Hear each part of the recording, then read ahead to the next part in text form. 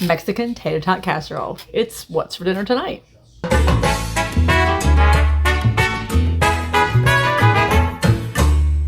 All right, I'm not gonna lie, I hate this angle, but it is what it is. If we want to actually see me actually cooking the food tonight, is where we are. All right, it's Taco Tuesday. Hi, say hi, Kaylee. And in our house, that means that it's something taco adjacent. So tonight we are having Mexican tater tot casserole, and all I can say is they're pretty excited about it. I have got one diced onion in here. We're just gonna let this sweat out a little bit. I've got it kind of on medium heat. We just want that onion to cook up a little bit before I throw the ground beef in here. Yes, if you notice, recognize these pans, I did succumb to the clock shop. You know what I'm saying. And this is actually my first time trying these pans, so it's just a test all the way around tonight. All right, we're gonna let these onions sweat out a little bit. I'm gonna go get the ground beef. All right, let's go ahead, and I've got about 1.5 pounds to 2 pounds of ground beef here. I know it's awful getting these packs. Sometimes it's the most family efficient way to buy meat sometimes. I'm just saying. All right, we all know that I'm using my little ground beef chopper here because I love this thing. I think I probably have like 3 of them. Seriously, they're phenomenal. We're going to go ahead and season up this meat a little bit before it gets finished cooking with some taco seasoning. You can use a pack, you know, like a regular pack of taco seasoning. Why do I keep opening it on the wrong side?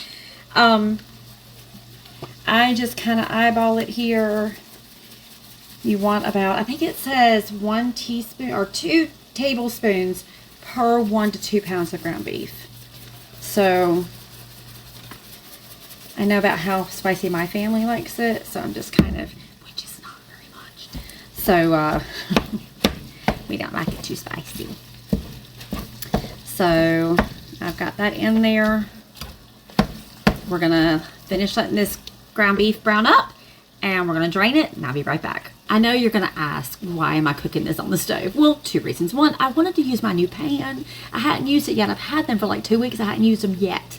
So that's 1. And 2, I've got onions in there. You can't really like brown up onions in the microwave. So anytime I make something with the ground beef that needs to kind of seasoned with it, the onions, you know, help season the meat and all that, and get the meat taste into the onion some. I'm going to cook it all together. I'm going to put it in the pan.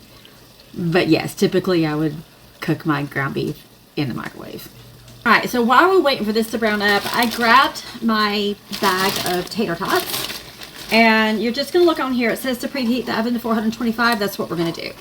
Whatever your pack instructions are on here, that's what you need to do in the oven, okay? So I'm going to go preheat the oven to 425. And I'm going to spray a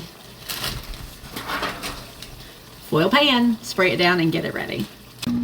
Okay, so now that the beef is pretty much ground up, ready to go, we're going to put 1 can of enchilada sauce. The recipe doesn't call for this, but I like to add 1 can of drained diced tomatoes.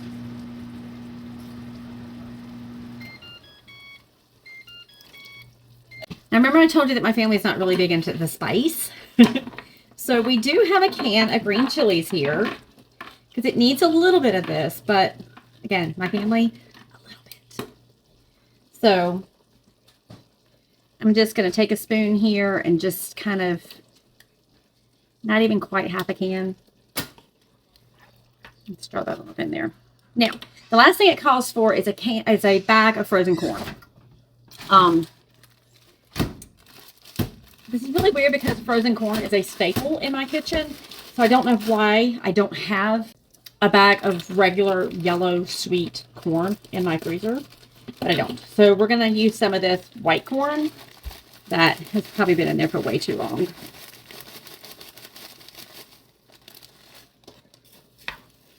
That's all right. To me, corn belongs in just about everything. I'm going to let this get good and cooked up and let its flavors incorporate, and we'll be right back. All right, we've got all that flavor incorporated there, and I'm going to dump this pan, and this is going to be a little bit difficult.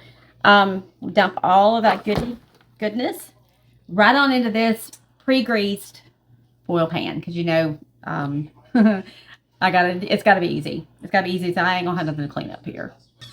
So let's spread all that out and then come on. You know we're gonna have cheese. You know we gotta put some cheese on here. Okay. Now we are gonna open this bag of tater tots and just pour a layer out over the top. Say hi, Kaylee. She went got ice. Her ice maker's broken. You have a Samsung refrigerator. You understand. So we'll put a layer over there. One more thing. Yeah, keep that in. I'm gonna take this taco seasoning and just kind of sprinkle some over the top here. Get these tater tots a little bit of taco flavor. Alright, we're going to throw this in the oven and cook it long enough for those tater tots to get cooked. I think it said about 35 minutes and they should be done. There we go. It got really warm in my house. I pulled my hair up. Don't ask. Yeah, it's what it is. It's hot in this house. I had to turn the air on. But anyway, I digress. Look there. Look what we got. We got Mexican tater tot casserole.